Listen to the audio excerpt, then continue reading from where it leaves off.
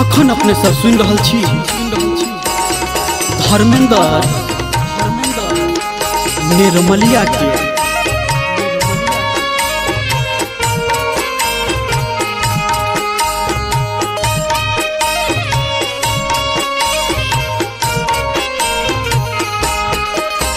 माँ Gayatri recording studio.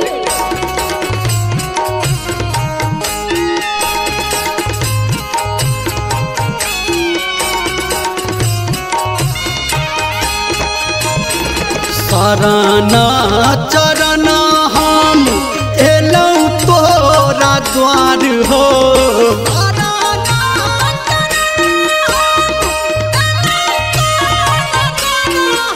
हाँ शरणा चरण हम एलौं तोरा द्वार हो।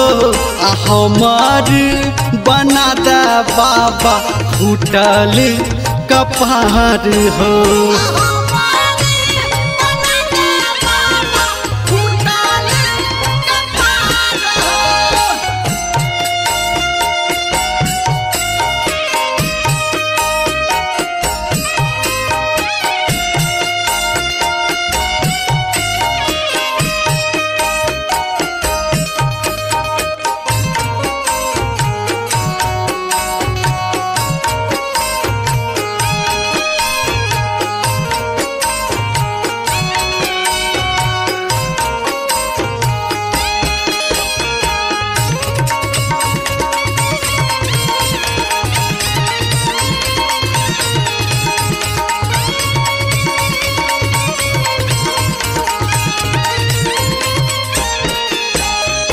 हमारा पे टूटल भोला दुखक पहाड़ हो।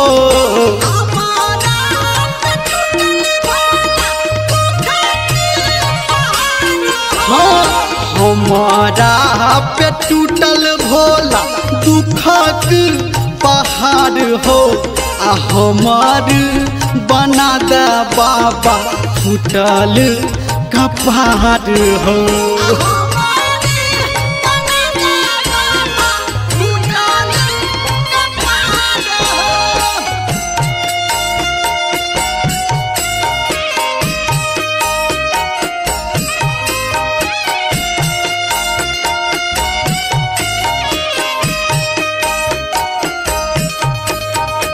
अखन अपने सब सुन रहल छी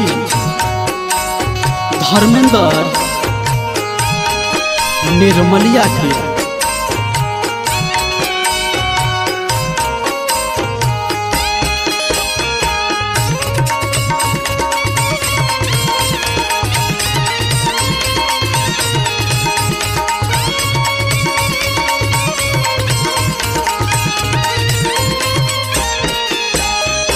हमारा से बढ़ी के कियो छै लाचार हो।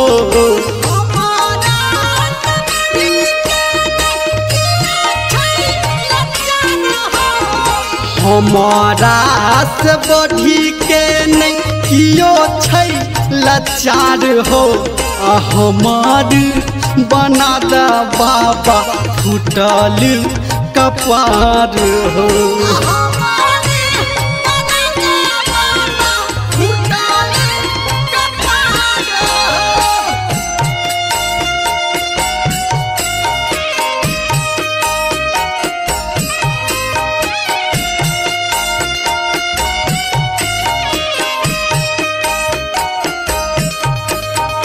अभी आप सुन रहे हैं सावरिया म्यूजिक।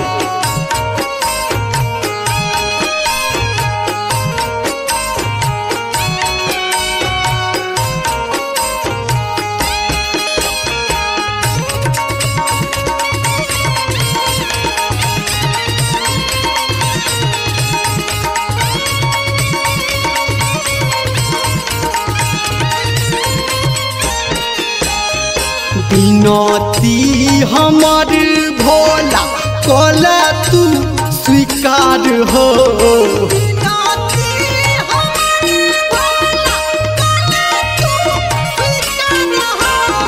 बिनती हमार भोला कोला तू स्वीकार हो।